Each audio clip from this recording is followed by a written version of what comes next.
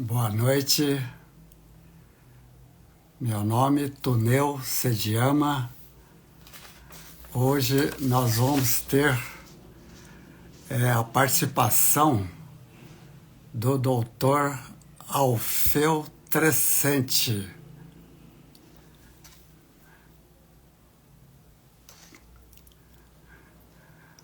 E o assunto que nós vamos comentar é sobre cultivares de soja como uma das ferramentas para alcançar altas produtividades. Porque hoje a produtividade é, sem dúvida alguma, para todas as culturas econômicas do Brasil e do mundo, o fator talvez mais importante, associado, logicamente, ao custo da produção. Então, hoje, o assunto nós vamos comentar quais seriam as características agronômicas e como que foi que hoje nós estamos atingindo uma produtividade relativamente alta, mas que nós podemos, sem dúvida nenhuma, aumentar essa produtividade. Então aqui eu estou aguardando aqui a presença do Dr. Alfeu Trescente. Logo que ele aparecer o nome dele, nós vamos entrar aqui para fazer a nossa live, que eu vou repetir, cultivares de soja como uma das ferramentas para alcançar alta produtividade. Então, vamos aguardando o Dr. Alfeu Trescente.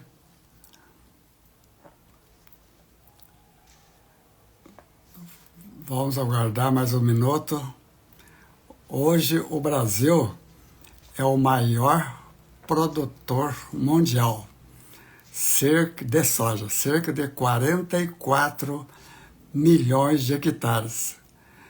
E em 1882, quando foi relatado pela primeira vez a soja no Brasil, era considerado impossível. Mas nos últimos 50, 55 anos, houve uma expansão muito grande. Só um minutinho para acertar.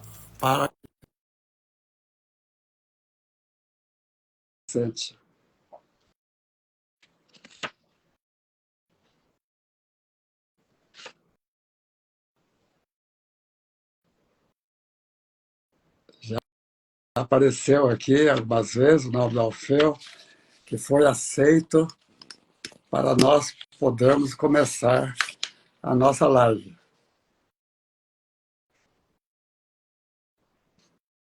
Doutor Alfeu, estamos aguardando a sua presença para que nós possamos começar a entender como que o Brasil realmente hoje está caminhando para aumentar a produtividade. E nós conhecemos o Dr. Alfeu, muitos vão conhecê-lo, lembrar dele, é um grande melhorista de soja e que trabalha no Mato Grosso, que é, sem dúvida, o maior estado produtora de soja do Brasil.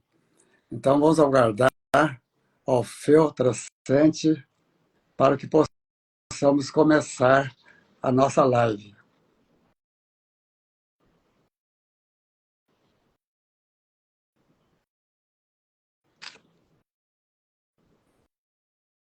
Foi dado sinal 2 vezes já para o Dr. Alfeu. Sim. Ok, obrigado. Dr. Alfeu, boa noite. Boa noite, professor. Tudo Um bem? grande prazer de encontrar você aqui na nossa live. É normal esses pequenos minutos e vou fazer a apresentação. Logo depois gostaria que Vossa Senhoria também fizesse a apresentação. Então, boa noite a todos. Estamos aqui com a presença do Dr. Alfeu Trescente, meu nome, Tuneu Sediama, PhD e pós-doutor em genética e melhoramento de soja. Estou trabalhando aproximadamente há 55 anos com melhoramento de soja. Tivemos a oportunidade com os colegas de publicar mais de 1.500 artigos científicos, tecnológicos, desenvolver e lançar para o Brasil exterior mais de 100 cultivares de soja. Entre eles está aqui presente uma pessoa que contribuiu muito no Mato Grosso, o Dr. Alfeu Trescente. E também agora estamos lançando outros livros e já publicamos 11 livros. Entre os meus orientados, cerca de 300 estudantes que foram treinados e hoje grande parte trabalham com a soja do Brasil. Então, muito obrigado pela presença de todos e, doutor Alfeu, muito bem-vindo. Gostaria que você fizesse a sua apresentação para que nós possamos conversar sobre cultivares de soja como uma das ferramentas para alcançar altas produtividades. Doutor Alfeu, à vontade. Boa noite, professor. É uma satisfação poder contribuir com vocês, com o senhor. E eu gostaria de dizer, em primeiro lugar, que o senhor é um exemplo para nós de dedicação, de tranquilidade e de conhecimento da questão do quesito soja no Brasil e no mundo. Eu sou engenheiro agrônomo, formado em 1987 pela FAO, Faculdade Luiz Meneghel de Bandeirantes, e desde então comecei a contribuir com o melhoramento de soja junto ao Dr. Gilioli, junto ao Dr. Francisco Perazawa, né?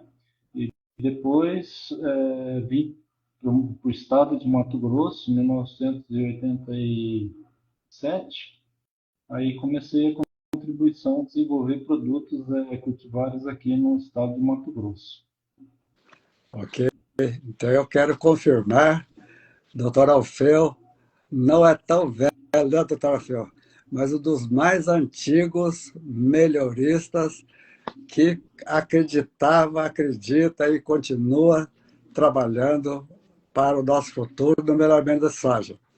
Então, doutor Alfeu, para a gente ir conversando, batendo um papo, eu gostaria de fazer algumas perguntas para você fazer um relato da sua experiência, porque a sua experiência é muito valiosa, tanto para mim como para todos os ouvintes, tenho absoluta certeza, principalmente pela sua dedicação, pelo seu tempo de trabalho, pelas equipes que você participou, pelos dias de campo, doutor Alfeu, que nós estivemos participando junto, e as palestras que você tem feito muito bem.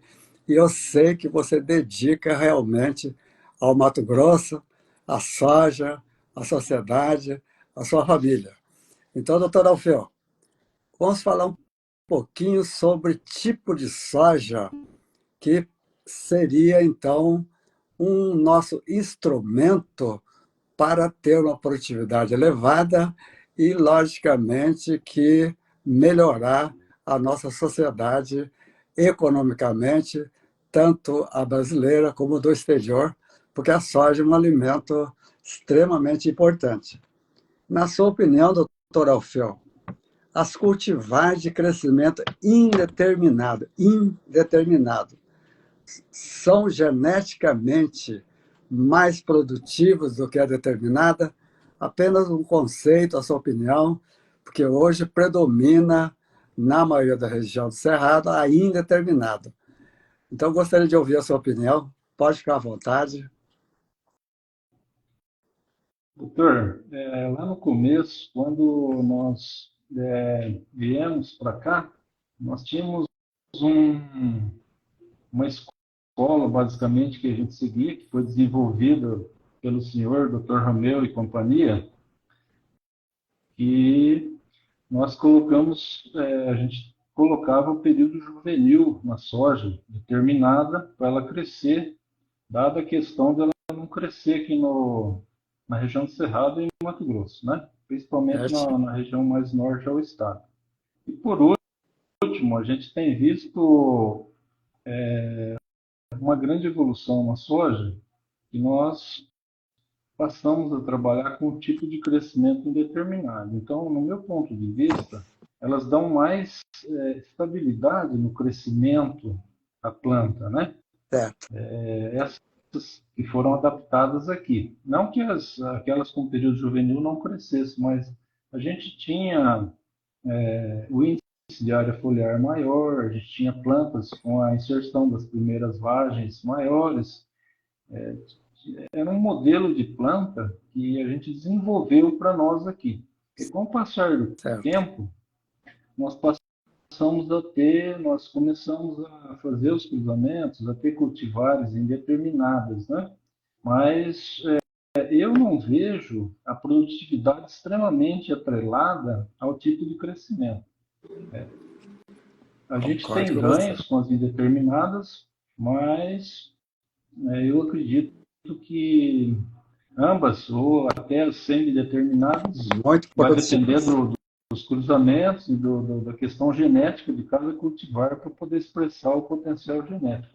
E o cultivar é uma das ferramentas, né, que a gente vai passar por outras ferramentas de manejo que vai culminar com uma produtividade elevada no talhão ou na lavoura em si, né? Certo, certo. Muito Com bom raciocínio. relação, Concordo é, com, perfeitamente. com relação a essa questão, eu acredito que o senhor poderia comentar um pouquinho sobre essa evolução aí que o senhor, Dr. Romeu, o Gilioli, Francisco, outras pessoas aí, né, Ah, sim. têm habilidade plena para comentar sobre como ocorreu essa expansão e essa, vamos dizer assim, a utilização do tipo de crescimento indeterminado, né? Certo. Pois bem, viu, doutor Alfeu, você já fez um relato bom, inclusive sobre essa evolução, e que no Brasil, 1882, a primeira referência, mas que, na verdade, a soja já estava lá em 1882, na Bahia, e era impossível. Aí, mais tarde, foi para o Rio Grande do Sul e perceberam que as variedades do sul dos Estados Unidos se adaptaram até São Paulo. Então, isso ocorreu mais ou menos de 1892 a 2000 até o 1955 e 1960. Ou seja, a primeira fase foi a introdução. E nessa fase, doutor Alfeu, praticamente 100% era de crescimento determinado, porque elas É, vieram do sul dos Estados Unidos. Aí, como você mencionou, na tropicalização da soja, primeiro foi a introdução, segundo a tropicalização. E você mencionou muito bem, o caráter principal da tropicalização foi o período juvenil, que, embora o número de horas de luz, dia e noite, aproximasse de 12 horas, a soja é, não percebia no início, logicamente, período juvenil longo, então, no período juvenil curto, a soja tropicalizada não percebia, pelo fitocromo P660 e P730 que induzia, a, o estímulo da indução floral. Daí, então, a soja florescia mais tarde. Isso se deve, o mérito, né, nós não podemos esquecer, do Dr. Hartwig, dos Estados Unidos, e o Dr. Romeu Kiel. Então, a tese do Dr. Romeu Kiel, que você mencionou também, foi exatamente sobre período juvenil longo, que coincidiu e foi o ideótipo por muitos anos, 30, 40 anos, para o Cerrado, que então foi a segunda fase, a tropicalização. Bom, agora, doutor Alfeu, eu criei um termo que muitos já estão usando e muitos poderão não concordar, que eu nunca incomodei com isso.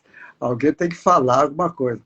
Nós hoje entramos na terceira época da soja no Brasil. Então, primeiro, foi quando a soja introduziu e foi até São Paulo. Na segunda fase, tropicalização, quando ela passou de Minas Gerais e foi até o Equador. Aí, para você ter uma ideia, nós passamos de 10, 11 sacos de soja em Minas Gerais por hectare e o Mato Grosso já chegou a 151 sacos por hectare. Então, isso é a coisa mais fantástica do mundo. Isso foi a tropicalização. Só que agora, né, doutor Alfeu, você mesmo comentou sobre o crescimento indeterminado comparado com determinado. Então, essa tropicalização predominou soja determinado ou semideterminado. Que numa outra hora nós podemos conversar mais sobre isso. Mas vamos ver, então, o que aconteceu na década de 2010 para cá, nos últimos 10, 12 anos. E eu criei um termo que já está sendo muito utilizado pelos meus colegas. Chama-se o terceira evolução do melhoramento da soja, que nós chamamos de introgressão genética. Esse termo, doutor Alfeu e todos que estão ouvindo, é muito antigo. Não foi criado por todo esse ano. Por exemplo, Glycine ussuriense, Glycine max. Então, o ussuriense ancestral da Glycine max, que é a soja que nós plantamos, e surgiu por introgressão a soja Glycine gracilis. Então, o que seria essa introgressão? Seria como se fosse um retrocruzamento intenso, em que a grande proporção genética da soja tropicalizada, ao ser cruzado com a soja de período germinal curto, vamos dizer mais claramente, argentina, ela constituiu um novo gene. Então, hoje nós estamos numa era chamada introgressão genética e não retrocruzamento ou um outro termo. Então, seria o quê mesmo? Seria grande proporção genética da soja argentina inserido na soja tropical. Daí, então, surgiu, doutor Alfeu, o que você comentou, a soja indeterminada, que concordo perfeitamente com você. Eu tenho trabalhos mostrando que, para cada região, o tipo de crescimento ela é importante para o fim que se deseja. Não é isso, doutor Alfeu? Por exemplo, precoce, que cresça muito, que possa colher com máquina, precoce 100 dias, 110, a determinada, na tropicalizada, é mais difícil. Já para a indeterminada, sim. Mas, veja bem, se você for para a Bahia, hoje ainda, predomina grandes áreas de cultura exclusiva com a soja tropicalizada determinada. Então, eu concordo perfeitamente. Doutor Alfeu, nós estamos num processo de evolução, tá certo? Da soja. E um dos assuntos que os meus colegas referem muito mesmo é sobre doenças. Você acha, ou pela sua observação, isso que é mais importante, né? Porque cada região, hoje, por exemplo, Sorriso, é a maior região, município do mundo em produção da soja. Se nós falarmos Mato Grosso, nenhum estado do mundo não é tão produtividade média elevada como a área tão grande. Então, vocês aí no Mato Grosso, doutor Alfeu, cultivares indeterminadas, comparadas com a soja tropicalizada. O que você acha a respeito de doenças? Mais, menos, assim, pela sua observação na sua área, tá certo, doutor Alfeu? Porque muitos que estão assistindo, tem gente das outras vezes da Argentina, do Paraguai, do Peru, Bolívia, assim por diante, né?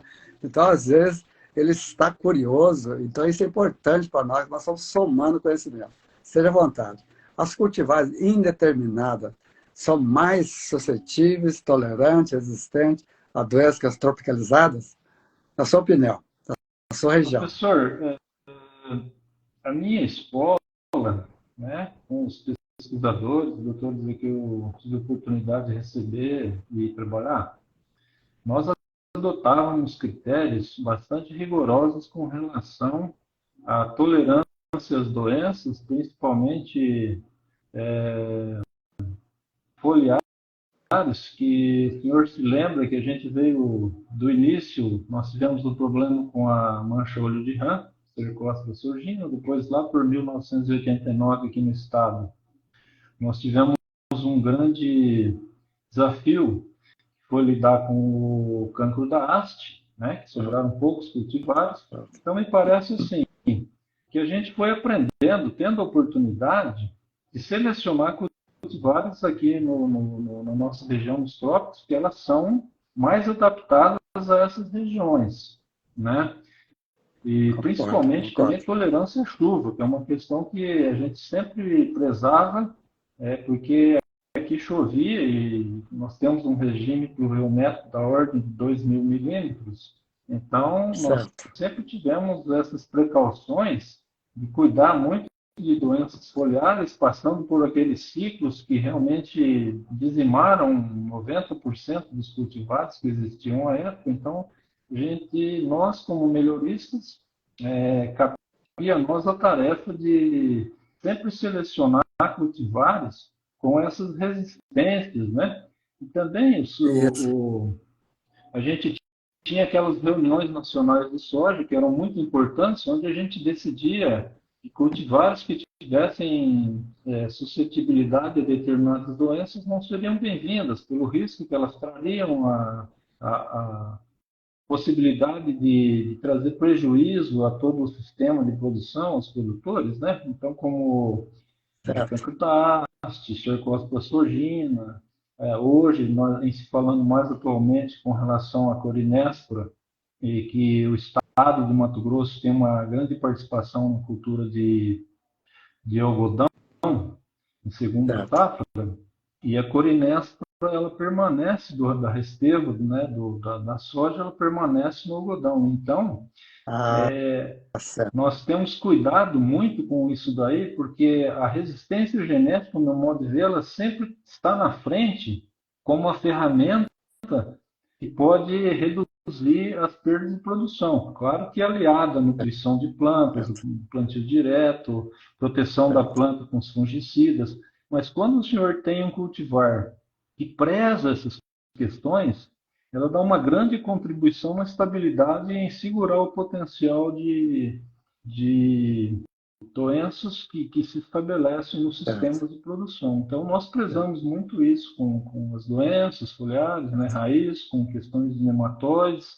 Então, nós, enquanto melhorista, nos cabe essa tarefa de estar sempre olhando o que pode vir a acontecer e o que pode nos trazer um prejuízo, uma instabilidade na cultura no estado. Você tem que dar mais atenção para a resistência genética, não é isso? Como foi dado no passado.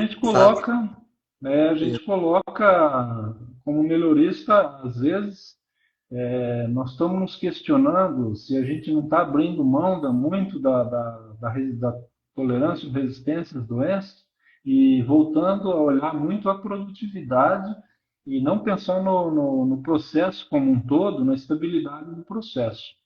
Então, isso tem nos preocupado e nós adotamos aqui bastante essa questão de às vezes, abrir mão um pouquinho da produtividade, mas pensar numa qualidade de chuva, para o material não apodrecer na hora da colheita, dado o regime de chuva, o potencial de inóculos que estão acontecendo, as dificuldades com os lançamentos, né, de novas moléculas. Então, a gente tem que olhar como um todo, né? Isso. E pensando nessa questão, justamente eu pergunto para o senhor como que está essa questão, o associamento, a associação do melhoramento, né? Esse melhoramento intensivo com relação às doenças. Está piorando, está melhorando, no seu ponto de vista? Certo. É uma pergunta muito interessante, doutor Alfel, porque nos últimos 15 anos, 10, 15 anos, houve uma mudança desde, na verdade, 1998, quando a primeira empresa nacional de soja, você lembra, né? Não vou falar nome aqui, você trabalhou para eles, foi transferida ou vendida para a empresa americana. Isso foi em 1998, mais ou menos. Em 2005, foi oficializado o plantio comercial dos organismos geneticamente modificados. Então, o que aconteceu nesses últimos 15 anos, 20 anos, vou falar assim? Uma aceleração muito grande do processo de melhoramento. E como até mais ou menos nós somos em 2005, um pouquinho mais, um pouquinho menos, os melhoristas da época, você, Alfeu, né, Romeu Kiel, Chico Terazava, nós da universidade, assim por diante, a Fundação MT, muito bem, né? Preocupados com, além da adaptação, qualidade de semente, resistência à doença. Você lembra isso muito bem. O cancro da haste, você lembra, né? Como dizimou as lavouras. Nematóide cisto no Mato Grosso, a TMG, a Fundação Mato Grosso, continua sendo, né, um dos líderes para lançar a resistência à doença. Então, o que aconteceu nos últimos anos, na minha opinião? Com a velocidade muito grande do melhoramento para mudar as características agronômicas, desenvolver variedade precoce, para permitir a mudança da época do plantio, principalmente do milho e algodão, depois da soja. Como, na minha opinião, tá, doutor Alfeu? Muitos podem não concordar que não tem importância. Eu sou uma das pessoas que gosta de manifestar a minha opinião, porque é a opinião que é importante, que é a troca de ideia. Se todo mundo pensasse, falasse a mesma coisa, nós não precisamos de apenas uma, concorda, doutor Alfeu? Então, veja bem o que aconteceu. Com essa velocidade do melhoramento, necessidade de acompanhar a expansão de 800 a 1.200.000 hectares por ano, com a necessidade de transferir soja de 140 dias para 120, 110 dias, não existia, doutor Alfeu, quase doenças, porque as variedades e os manejos feitos até essa, vamos chamar, explosão dessa soja que nós estamos chamando de introgressão genética, a doença era baixa, baixo nível. Então, se está no baixo nível, as variedades desenvolvidas não haviam feito uma pressão de seleção para a resistência. Você concorda, doutora Alfeu? Além disso, o que aconteceu hoje? Assim como, vou dar um exemplo claro que todo mundo vai entender. Covid. Né? O que tem a ver a Covid com a doença da soja? Tem tudo. Quem entende Covid entende com a doença da soja. Nós, humanos, por exemplo, embora geneticamente não estamos alterando tanto quanto uma planta anual que é a soja, a Covid está em constante o quê? Alteração, mutação. A mesma coisa, doutor Alfeu, está acontecendo com os micro-organismos fitopatogênicos que são hospedeiros da soja. Então, hoje, por exemplo, né, se você abrir o computador, o Instagram e começar a ouvir falar sobre doença da soja, nas nossas variedades recentes, o que eles falam? Complexo de doença do diaporte, que é o cancro da haste, não é? E esse cancro da haste havia, você sabe, praticamente erradicado. E hoje está onde? Do Rio Grande do Sul ao Maranhão. Concorda? Então, mas na minha opinião também agora, não é a empresa que está deixando a doença de lado, não. Na minha opinião, não é isso, não. É que as doenças estão coevoluindo com as novas variedades. O que significa coevolução? À medida que nós criamos a resistência, à medida que as plantas são manejadas com fungicidas adequados para o controle da doença, ocorre simultaneamente uma alteração genética, fisiológica no patógeno. E, consequentemente, ela começa a ter uma diferenciação na especificidade parasitológica mais agressiva e acontece a quebra da haste, a vagens contra a quinose, que não tinha tanto no passado. Então, você tem toda a razão, doutor Alfeu. A evolução do melhoramento da soja, mesmo com cuidados para a resistência à doença, a coevolução patógeno hospedeiro que é a soja está tão agressiva quanto, digamos, é a Covid ou a dengue.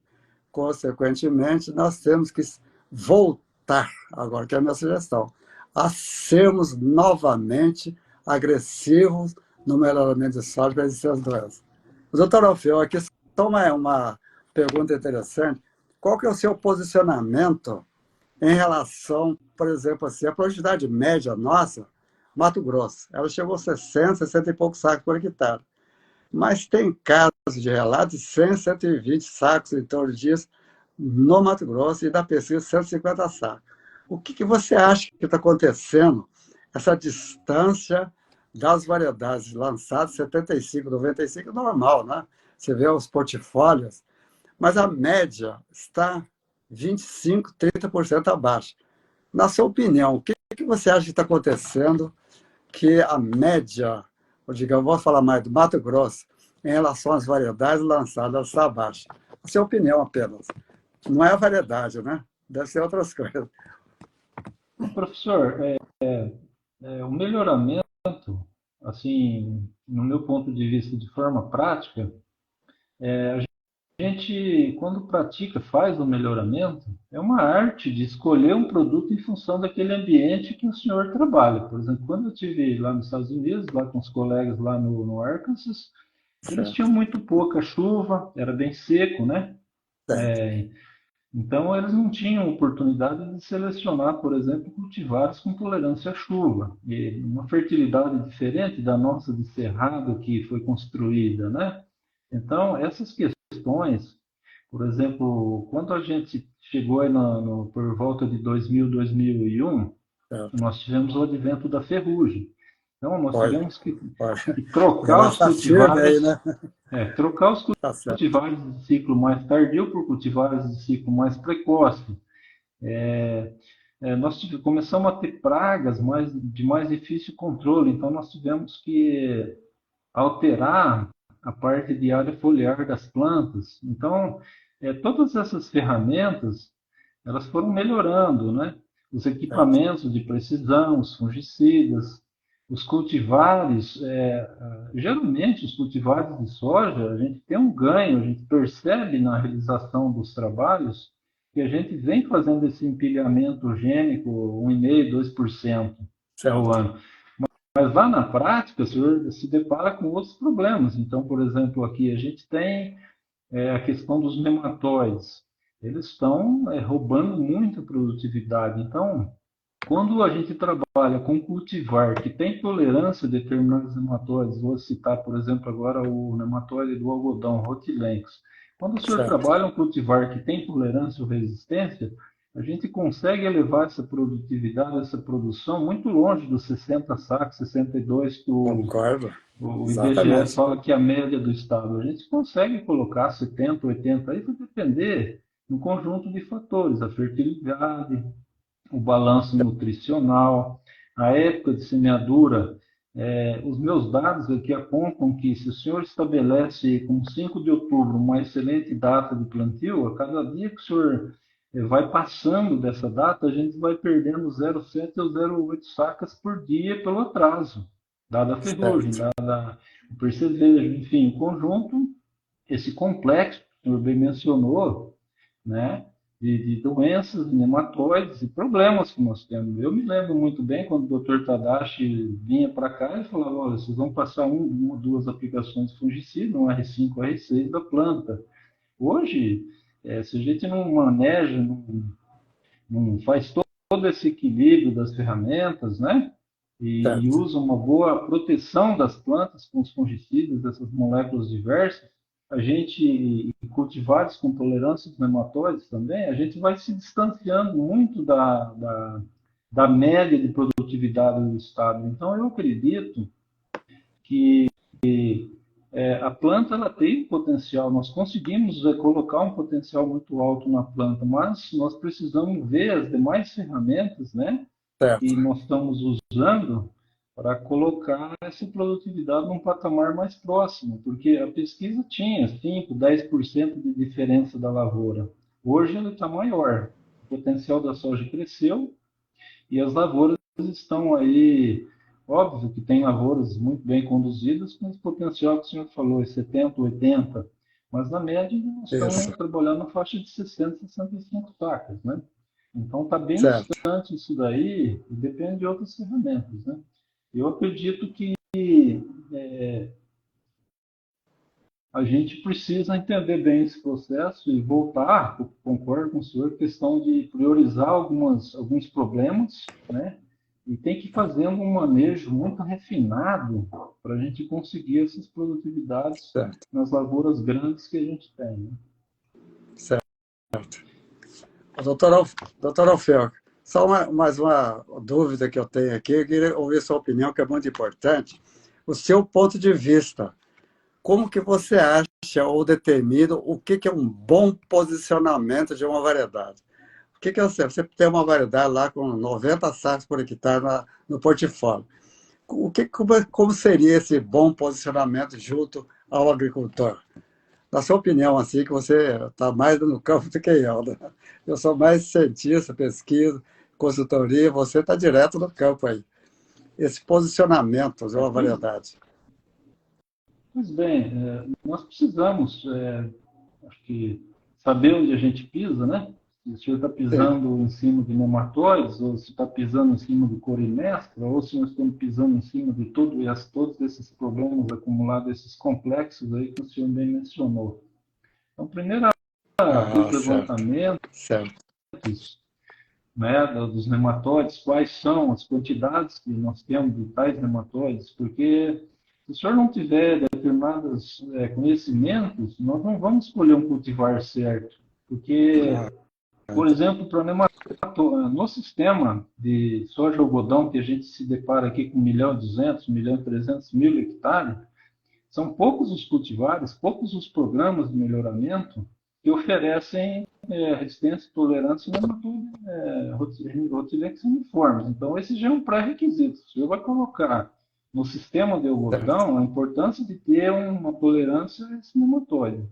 Então, conhecer para concordo. cisco, para corinéspora, determinados cultivares, né, a gente já partindo desse princípio, fazendo uma boa escolha. Depois, a questão de balanço nutricional, eu tenho visto muito aqui, a questão da podridão de vagens, que o senhor mencionou anteriormente, ela está bastante, ela é multidisciplinar, mas ela está muito atrelada numa nutrição muito boa e a proteção da planta. Então, Certo, realmente, para fazer lavoura está bastante complexo, né?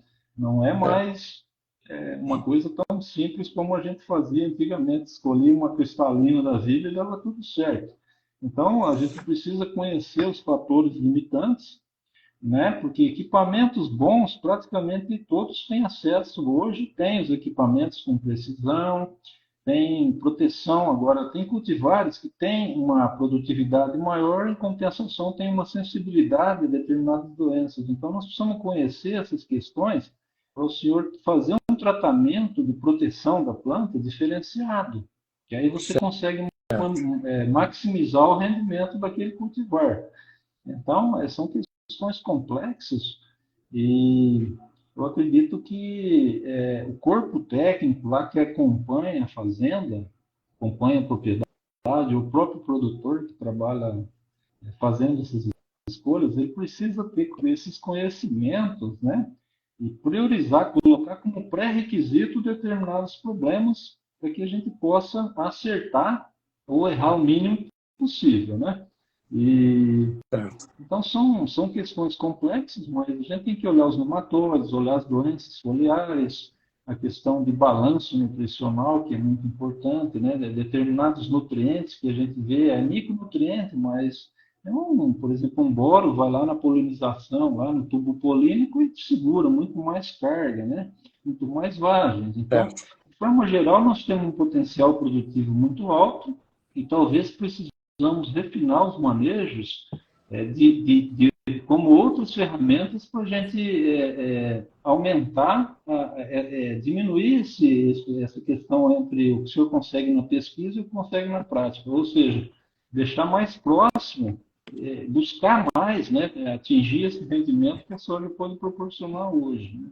Então, isso que a gente tem visto na Tá prática certo. aqui. Esse ano foi um ano muito seco e as pessoas que têm massa, as pessoas que proporcionaram um bom desenvolvimento radicular para as plantas, né, e fizeram boa proteção, conseguiram um êxito maior do que aqueles que, mesmo com a seca, né, que nós tivemos aqui até Certo. dezembro, na minha região teve 300, 400, 500 milímetros de chuva. Então a gente precisa de uma planta com 700, 800, a gente tinha metade. Onde é que a planta vai buscar se não tem como crescer raiz, está cheio de nematóides, né?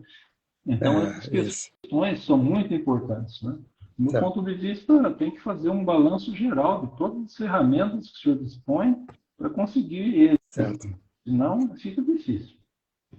Ou seja, se uma variedade está sendo recomendada, digamos, a 95 sacos por hectare, não quer dizer que ela vai ser boa também na minha propriedade, onde eu tenho um problema diferente da onde ele foi avaliado. É mais ou menos isso, né? Ou seja, nós temos que ter uma interação e entender a variedade com o ambiente nosso. Mais ou menos nesse raciocínio. Correto, doutora Fel? Exatamente. Doutora Eu Fel, acredito assim, o pessoal, via de regra, escuta falar o nome de um cultivar de soja e acredita que sim, ele sirva para toda a fazenda. Não, nós precisamos fazer uma programação de plantio com cultivares mais precoces, de ciclo médio, ciclo tardio, né? Em função do planejamento, aí em função do que o senhor vai cultivar na sucessão de cultura, por exemplo, eu vou cultivar quanto de algodão, vou trabalhar milho, vou trabalhar gergelim, né? Essas todas as culturas, correto. um feijão, por exemplo, né? Então, esse planejamento ele começa com os cultivares, com todo esse processo que não é uma tarefa muito simples, né? E que o senhor tem dado grandes contribuições e esses comentários aí bem colocados, né? Certo, certo. Muito bom. Excelente consideração. Você gostaria de fazer mais alguma pergunta, alguma coisa? Como é que ainda temos 2 minutos ainda? Olha, eu gostaria de aproveitar do senhor aí para explicar um pouquinho mais para a Sim. comunidade, para as pessoas que vêm aí, tecer os seus comentários aí sobre essa questão aí de também por que tá essa diferença grande aí, né? Ah, certo, Entre certo, o cultivar pode oferecer e o que o produtor consegue obter, né? O senhor certo. poderia contribuir. Então, veja bem, nós aqui do país tropical, Brasil, e subtropical, sul Uhum. e tropical, somos o país, isso eu tenho orgulho de falar, que eu conheço muitos países, o, o país com o maior número de conhecimento científico em soja. Tirando os Estados Unidos, eu não conheço nenhum outro país. E mesmo nos Estados Unidos, eles conhecem soja de clima temperado. A China, o Japão, tem milhares de trabalhos. Mas o Brasil, da subtropical e tropical, o Brasil está em primeiro lugar.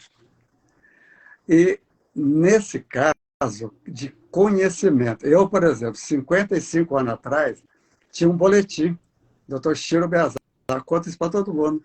E eu tinha que dar aula de soja. Decorei, né, entre aspas, o boletim, fiz um rascunhozinho e dei aula. Hoje, se eu abrir o notebook ou ver os livros de soja publicados, 1 mês, 2 meses, 3 meses, um ano, eu não dou conta. Então, o Perfeito. conhecimento, doutor Alfeu, para ter 150, 200, 300 sacos, nós temos. Mas por quê? Por quê que a produtividade nossa está quanto? 20%, 50% do potencial das variedades? Na minha opinião, é muito simples. Digamos assim, só duas razões. O conhecimento da pesquisa para a prática ainda tem uma distância muito grande. Eu vou colocar três aqui, então. O segundo, treinamento de recurso humano, do campo, consultoria, treinamento. Porque os nossos consultores, eu mesmo tenho parentes, né? Consultores excelentes em nutrição, em fitopatologia, em entomologia, em fisiologia, mas Perfeito. a soja é tudo. Começa da semente, tem um equipamento, e então, terceiro, o que está acontecendo na fazenda? Então, esses três são fatores. Eu tenho uma produtividade excelente, tenho um conhecimento científico altíssimo, sei que o potencial da soja do Brasil comprovado é 150 sacos. Mato Grosso, 150, comprovado isso. Ok. Mas a nossa média do Mato Grosso é 62 e os melhores produtores do Mato Grosso, 130, 125 sacos. Essa distância seria transferência de conhecimento, tá certo? Treinamento de recursos humanos. E o terceiro, quais são os problemas que eu estou tendo na minha propriedade que eu não estou conseguindo chegar nessa produtividade. Então, se nós começarmos a entender melhor essas três associações, né? Transferência de tecnologia, uso da tecnologia e qual o problema que eu estou tendo, estaria ótimo. Perfeito. Viu, doutor Alfredo? Eu gosto sempre de dar um exemplo. Um paciente vai para o médico e ele diz para o médico que está doente e começa a relatar o seu problema, tá certo? Aí o médico, se ele tiver com pressa, ele vai receitar o medicamento porque ele quer que o paciente dele cure logo. Tá certo, tá certo. Mas, se ele tiver mais tempo, entender mais o paciente puder explicar melhor para o médico, para que o médico possa, então, recomendar um modo a não ser só medicamento, mas também exercício, alimentação, psicologia, a cura é melhor. Então, é a mesma coisa, no meu entender, doutor, com a soja. Eu tenho conhecimento, mas o uso desse conhecimento já está no campo. Os consultores não são excelentes com isso. Você, o doutor Alfredo, é um consultor, está no campo. Mas qual que é o problema do campo que eu não estou conseguindo? Tá certo, doutor Alfredo? Doutor Alfredo, nós já estamos assim com o tempo encerrado. Você gostaria de fazer algum comentário antes da gente fazer um encerramento? Não, agradecer a Deus de estar com saúde e vê-lo aí. O senhor é um exemplo, mais uma vez, dizer que é tanta Certo. dedicação que a gente fica assim, tão contente de poder vê-lo e participar contigo aí de dar essas contribuições, né? E ver o senhor com esse Certo. empenho todo e dizer que, Certo.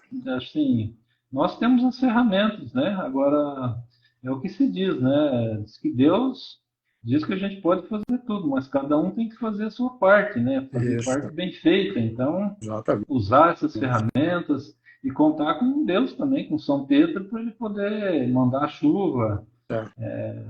na hora certa. Nós produzimos a céu aberto, né, professor? É uma tarefa árdua.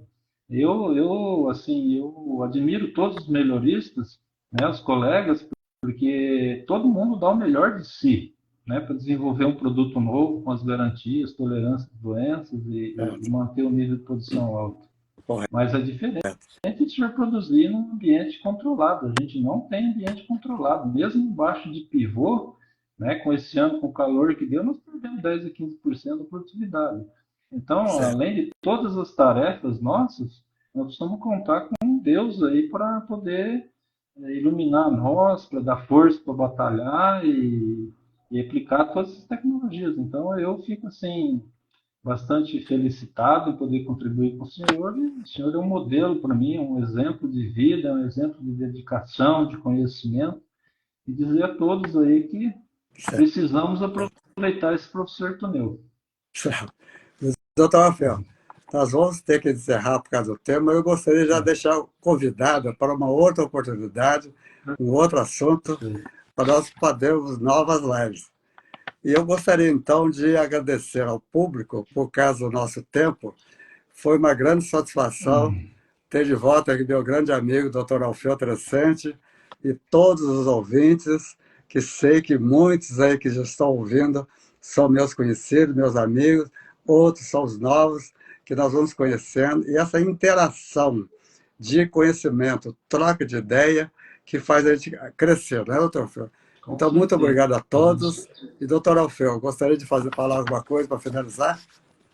Não, eu já concluí, professor. Eu já Ok. estou concluído aqui. Então, Parabéns ao senhor pelo trabalho e muito obrigado pela oportunidade. ok.